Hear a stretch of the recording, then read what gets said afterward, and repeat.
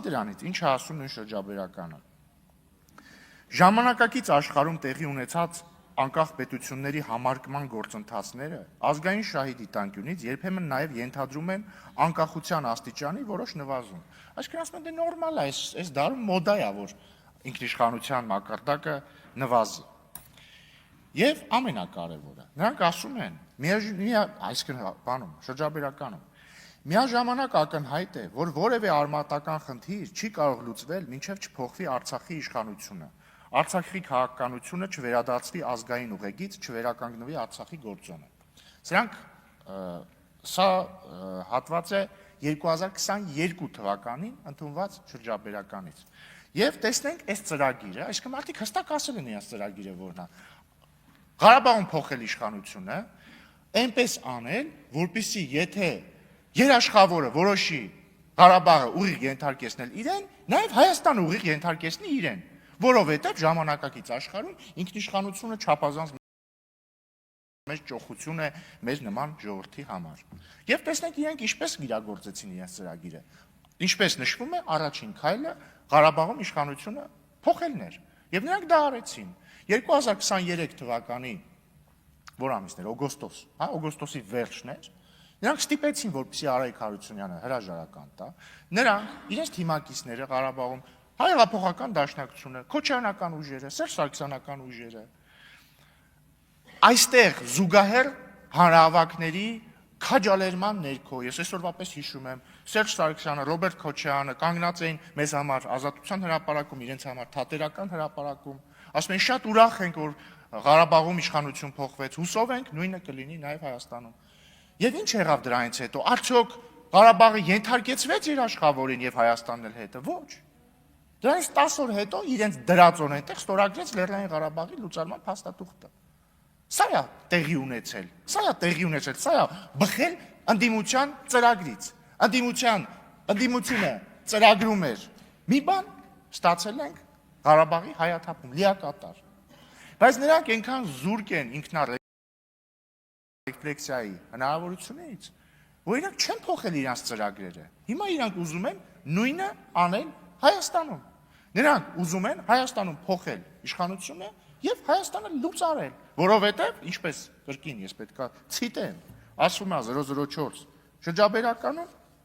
ժամանակակից աշխարհում տեղի ունեցած անկախ պետությունների համարկման գործընթացները ազգային շահի դիտանկյունից երբեմն նաև ենթադրում են անկախության աստիճանի որոշ նվազում։ Ես չգիտեմ ով ասա գրել, բայց մենք քաղաքականապես կտրելու ենք այս գրողի ձեռքը, որ ինքը sense հիմար մտքեր էլ չկարողանա գրել։ Իսկ ո՞նց ենք կտրելու։ Մենք պիտի թույլ չտանք, որպեսզի պատերազմի եռագլուխ կուսակցությունը, եւ պարոն Մինասյանին շնորհակալ եմ, այստեղ մարդը անկեղծ, իրական ես պետքա խոստովանեմ եւ ես ընդհանրապես չեմ երեսպաշտություն չեմ անում, անկեղծ եմ ասում։ Արծվիկ Մինասյանը իմ սիրած դաշնակցականն է բոլոր ժամանակների։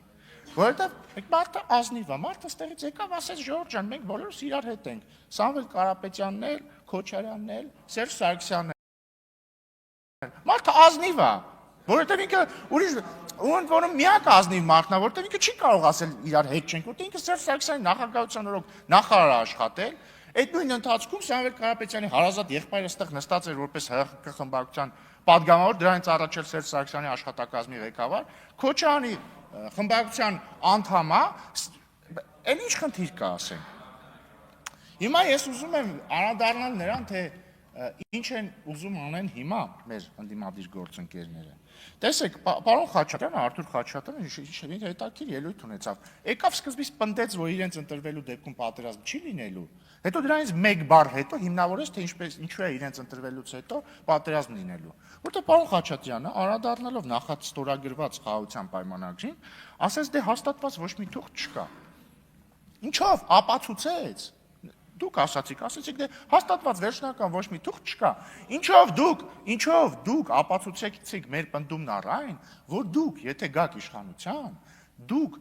պատրաստվում եք վերաբանակցել նախաստորագրված խաղաղության պայմանագիրը։ Այսինքն, եթե պատկերացնենք այն մղձավանջային սցենարը, ըստ որի դուք կալուգացի օլիգարխի Զարմիկը եւ Քոչարյանը եկել եք իշխանության, չգիտեմ, կոալիցիոն համաձայնագիր եք կնքել, Քոչարյանին էլ ընտրել եք վարչապետ, ինչ եք անելու։ Անդրանիկ Քոչարյանին չէի դեպ, Ռոբերտ Քոչարյանը։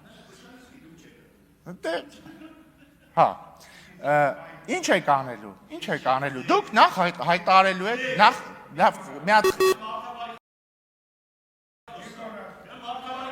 Պարոն Խաչատրյան, չեք զգում, որ ազգային ժողովի նիստերի դահլիճում եք։ Դուք եք խանգարում զեկուցողին, ուրեմն դուք եք խանգարում եւ ձեզ նախազգուշացում եւ խնդրում եմ այլևս չընդհատել զեկուցողին։ Պարոն Քոչարյան, խնդրում եմ չարձագանքել։ Շնորհակալություն։ Հա, այդ մրձավանջային, այդ դժոխային սցենարում ի՞նչ է տեղի ունենալու։ Դուք, պարոն Խաչատրյան, հստակ մատնեցիք ինչ է տեղի ունենալու։ Դուք գալու եք, ասելու եք, դե քանի որ խաղաղության պայմանագիրը նախաստորագրված է, ստորագրված չի, մենք այդ տեքստը չենք ընդունում, Իշխան Սաղաթելյանն էլ ձեր դաշնակցության ժամանակին ասում էր դա հայանպաստ չի, Արմեն Ռուստամյանն էր ասում, ոչ մի հայանպաստ բան չկա։ Ասելու եք մենք վերաբանակցելու ենք։ Այլ կերպ ասած, դուք չեղարկելու եք Վաշինգտոնյան խաղաղության հռչակագիրը, որտեղ այդ հռչակագրի կոնտեքստը ինչից էր։ Հիշեցնեմ էլի, Վաշինգտոնում ստորագրվել է խաղաղության հռչակագիր, նախաստորագրվել է խաղաղության պայմանագիր եւ նաեւ հռչակագրի շրջանակներում ամրագրվել են մի շարք պայմանավորվածություններ, որ Հայաստանն ու Ադրբեջանը աներկբայորեն ճանաչում են, վերահաստատում են ճանաչումը միմյանց տարածքային ամբողջականության Ալմատայի հռչակագրի հիման վրա, բ. Սկզբունքներն են ֆիքսում ԱՊԱ շրջափակման տարածաշրջանային ենթակառուցվածքների, մեզ հայտնի շատ հայանպաստ սկզբունքների ներքո, հայ-ամերիկյան էլ թրիփ նախագիծ է լինելու։ Դուք գալու եք իշխանության, ասելու եք այս ճարտարապետությունը եւ հիշեցնեմ, այս վերջին 8 ամիսը նկատած կլինեք, սահմանին ոչ մի կրակոց չկա։ Այդ ուղղակի այդպես չի, էլի, այդպես է, որովհետեւ Վաշինգտոնում մենք խաղաղության հռչակագիր ենք ստորագրել։ Դուք գալու եք, ասելու եք, այս խաղաղության ճարտարապետությունը ազգային չի, ազգանպաստ չի, ազգանվեր չի, քոչարյանական չի, ուժեղ չի, իրական չի, ազնիվ չի, պարկեշտ չի։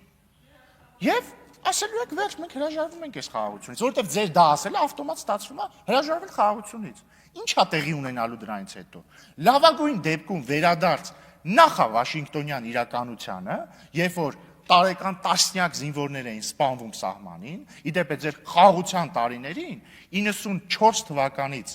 մինչև 2018 թվական գիտեք քանի զինվոր է սպանվել։ 490։ Ձեր քոչարյանական եւ սերժական խաղաղ տարիներին կամ Տեր-Պետրոսյանական։ Հա,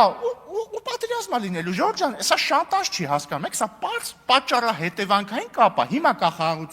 խաղաղության ճարտարապետություն։ Այդ ճարտարապետության շնորհիվ 2 տարուց ավել է մեր սահմանին եղել է 0 զոհ։ Եթե դուք հրաժարվելու եք այդ ճարտարապետությունից, իսկ դուք ասում եք, որ հրաժարվելու եք այդ ճարտարապետությունից, լավագույն դեպքում չի լինելու խաղաղություն, վատագույն դեպքում լինելու է պատերազմ։ Եվ այս ժողովուրդը պետքա կատարի այդ ընտրությունը, պետքա կատարի ընտրություն, պատերազմի եռագլուխ, բայց պարոն Մինասյանն էլ է ճիշտ ասում, բազմագլուխ, որտեղ այնտեղ մանր-մունր դեմքեր էլ կան, տենց պատերազմի տենչացողներ։ Եվ խաղաղության կուսակցության միջև։ Եվ օգտվելով առիթից, որ դուք ինձ ընդհատեցիք եւ հետեւաբար ես մի քիչ ավել ժամանակ կունենամ, ուզում եմ 2 բառեր խոսեմ ընտրակաշառքի մասին, էլի։ Ժորժ ջան, դուք մեծագույն, ամենամեծ ընդդիմադիր խմբակցությունն եք այս պահին։ Հիմա ուժերից մեկը, որը մասնակցում է ընտրություններին,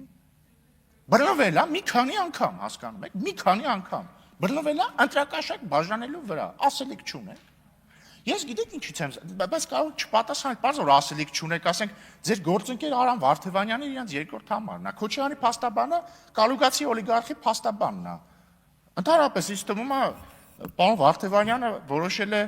բան անել, անցնել Ալ Պաչինոյի համբավը որպես սատանայի փաստաբան։ Բայց վերադառնալով ընտրակաշառքներին, էլի